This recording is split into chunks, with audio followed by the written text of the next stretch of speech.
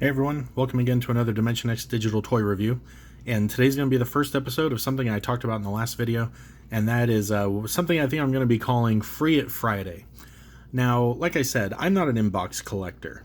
Never have been, never will be. I have a couple, I got a couple of the retro style, I have a couple, I have one. I have the Pizza Slice Spider-Man that's in the retro packaging, and that's kind of a charm. It goes well with my 92 superposable Toy Biz Spider-Man, so they're kind of like companion pieces. However, every other figure I own, I open, and it pains me to see figures in their packaging. And I get it, if you're an inbox collector, more power to you. I always say collect what you like, and do what you want with it. So if you are a collector who keeps your stuff in the boxes, hey, nothing against you.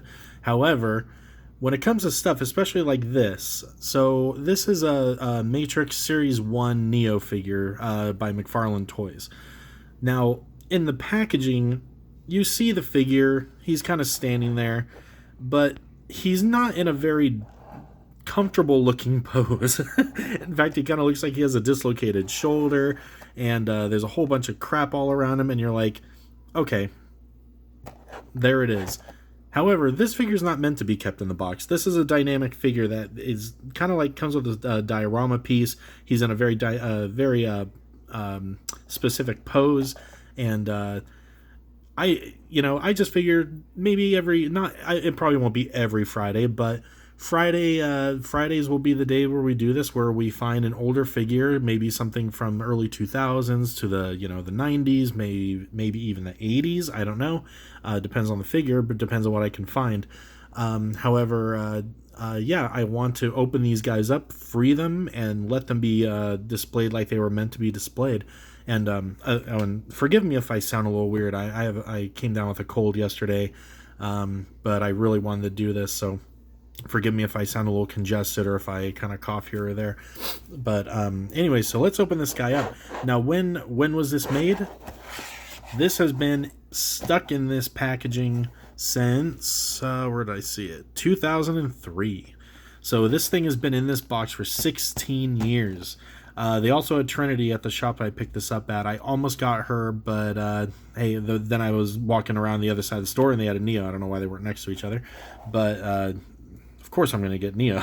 So, and then you can see the rest of the line here. So it says this is the Matrix Series 1, but it has the twins from Matrix Revolutions, and Morpheus has his katana from then and everything. So, oh, it says Matrix Reloaded. Okay, never mind. But, so yeah, but these two figures were obviously from the, the hallway fight, the famous hallway fight. So let's open this guy up. And of course, this is the old McFarlane stuff. This is the sealed plastic, so it is going to be fun to open, and I might cut my hand open doing it. So let's try to be a little careful while we do this. All right. And these are pretty cool figures. Now, the sculpt on them, the detail on them is really nice. However, to play devil's advocate, I do understand why McFarlane started struggling kind of around this point with collectors, because at this point you had Mezco coming into the game, you had NECA, and they were doing very nice sculpts, very nice poses. Ah, shit, really uneven. Really nice sculpts and poses, but they were still able to kind of be posed more and in more neutral, more natural poses. So that's kind of what got McFarlane in trouble around the 2003 through probably 2005-6 era, was that they kind of weren't. God damn! I keep knocking this thing every video. They were not improving on their style. Now, see, I will keep this, just put it in my pile with some stuff that, some cards I keep, boxes I keep. So let's take him out. So here it looks to be the floor piece. And he's got his guns here. His, Beretta 92Fs, I believe, is what he uses. Let's see. Oh, here's a twist. Okay. I don't have my wire cutters, so let's just do this. But yeah, they were not improving on the needs of the market. The market was ready for figures of this detail, but they wanted them to be posable.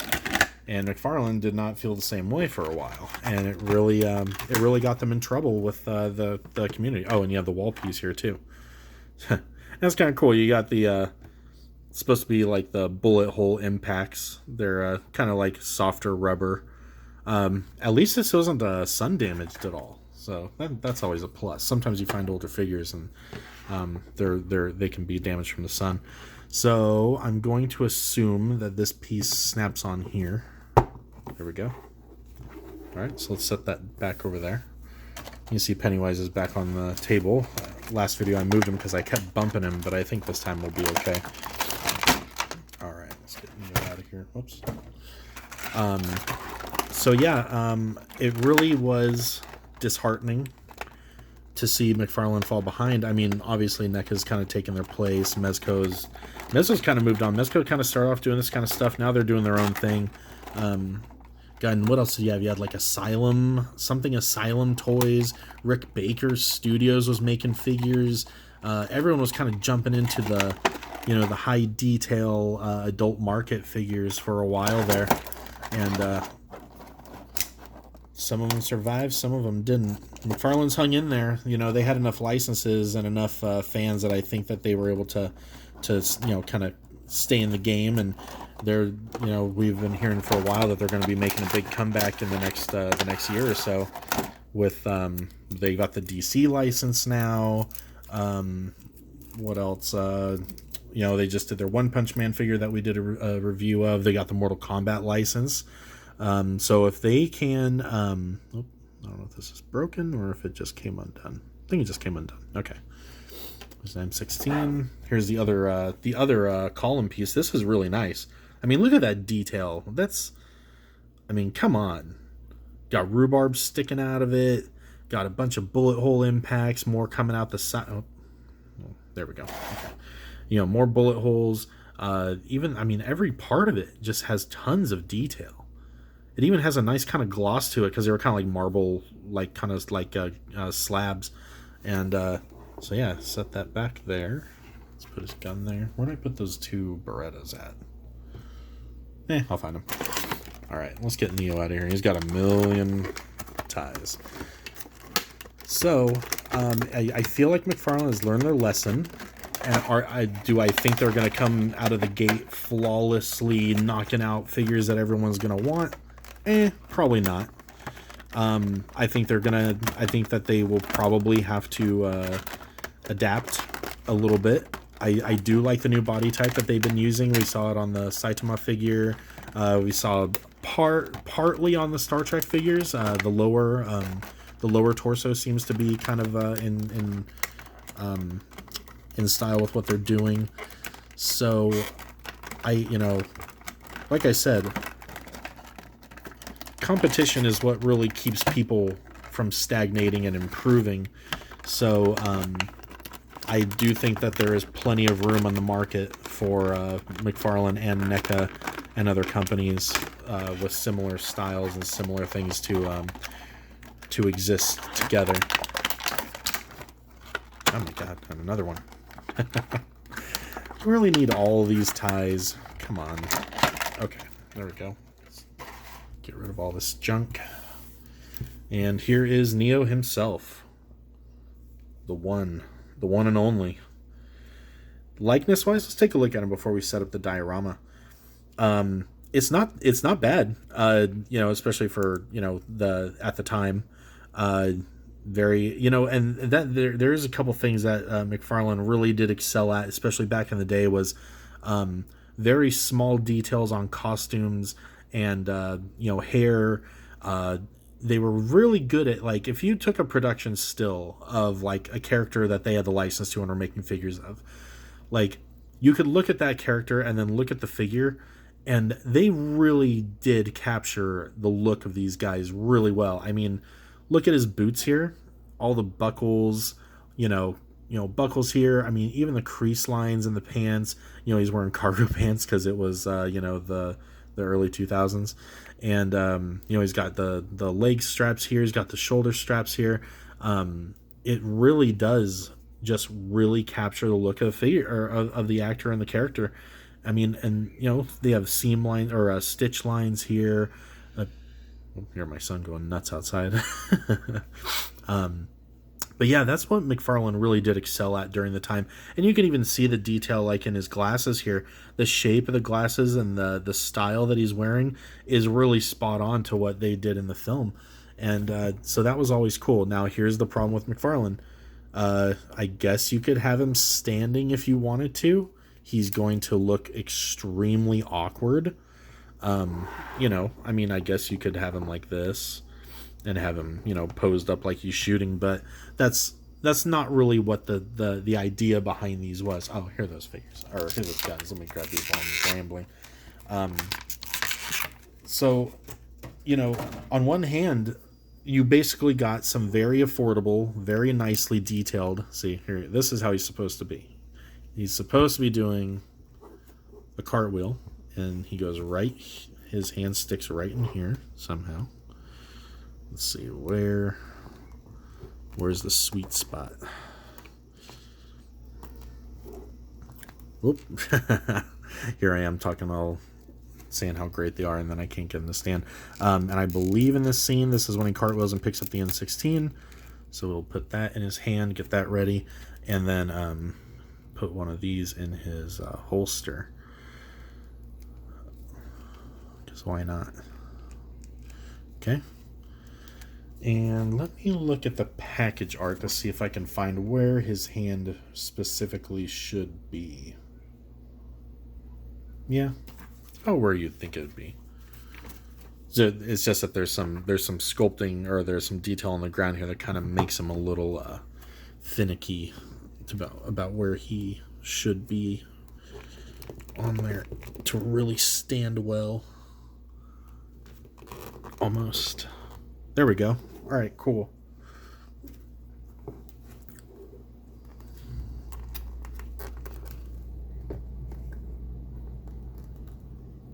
So like that? Yeah, there we go. Okay, cool. So there you have it. Whoop. Let's get that in focus. There we go. So there's Neo doing his cool little cartwheel. Got his guns out. Where's that other Beretta? Did I lose it already? Alright, I lost a piece. It's somewhere around here. But yeah, I mean, that's a pretty cool little display, I mean, it really does capture the dynamic of the scene itself, and I mean what it's famous for, and yeah, I mean, would people like to have a Neo figure that probably just stood normally? Of course they would. I mean, why wouldn't you? Oh, here's this gun. Here, let's throw it on the ground. And so yeah, I get it. I get why people really did fall out of love with this style of figure. However, it doesn't take away from the artistry of it at all. I mean, like I said, just the diorama alone is fantastic looking, and I really do think that credit, giving credit where credit is due, kind of thing. And I mean, back in I can't remember what this retailed for. I would say it was no more than $19.99 back in 2003. It probably could have been $14.99 or $16.99, and you're getting this really cool display, this really dynamic looking figure, where he is perfectly capturing the moment of the film, and the character looks fantastic. The diorama looks fantastic. It's really, really cool, and also it's really nice that it's now free. Like I said, this thing has been stuck in that packaging since 2003, and now it lives and breathes as it was meant to be. So I think I'm going to throw this on my shelf and really enjoy it for what it is and what it was. And we'll keep doing this. Like I said, it probably won't be every Friday. I don't want to just buy this and that and just have these boring toys nobody cares about. But this one I thought was cool. This one is not, I wouldn't call it vintage yet. 2003. I mean, yes, that was 16 years ago. Which, oh my god, that's so long. Time flies, doesn't it? But 16 years is a long time, especially for something that was meant to really be taken out and really admired from all angles and not just stuck in his packaging. And I think that, this was a pretty cool one to start off with. So hopefully you guys enjoy it. I'm sure I might get a couple angry people saying, "Why are you opening up toys? It's not worth anything anymore." Well, toys worth what it's worth to people who have it, and to me, this would be worth having sitting on my shelf so you can enjoy the posability. Well, not, I wouldn't call it posability, but the dynamic nature and the look of the figure. And I mean, you can even Oh, there we go. That looks way better. Okay, there, there. That looks way better. You can actually see the figure now. Okay, so that looks way better. Just look at that quarter of an inch turn, counterclockwise, and all of a sudden now it's perfect. So yeah, that crazy how that can change things. So yes, 2003 McFarlane Toys Series 1 Neo figure, free from its plastic prison, never to be returned again, is now worthless to the collector market. But yeah, I'm going to enjoy having this thing sitting there on my shelf looking cool. And when I showed my wife this, she was like, "Oh, I've never seen The Matrix," and I couldn't believe it. And I told her, I said, "Well, we're going to watch The Matrix, in the next night or two, and then we're never going to watch the sequels because they're terrible." So anyway, oh, whoops, it's facing the wrong way now. So yeah, again, Free It Friday is something we're going to be doing from now on. And if you guys have any suggestions, something you want me to find, hunt down, and throw on a throw into a video, let me know. I visit a couple shops that are pretty good about keeping some of the older stuff like this in stock and not at bad prices either. They're pretty reasonable. I do have another video that I'm going to be doing of the new Professor Hulk Build-A-Figure wave of Marvel Legends. One of the shop owners actually gave me a set to take home to do a video on and show you guys, and so we can do the Build-A-Figure together and look at them. And so I'll probably shoot that. Maybe I'll shoot that tonight when I get home from work if I'm not feeling too terrible. Like I said, I am sick, but I do have to go into work tonight. It's going to be a very busy night, so I have to be there. So if I got the energy for it, maybe I'll shoot that tonight. If not, I'll shoot it tomorrow morning. But anyways, Free Friday episode 1 is in the bag. McFarlane Toys Matrix Series 1 Neo figure is free, alive and well, and lives and breathes here with us today. So anyways, guys, enjoy your weekend, and happy hunting out there. And until next time, take care.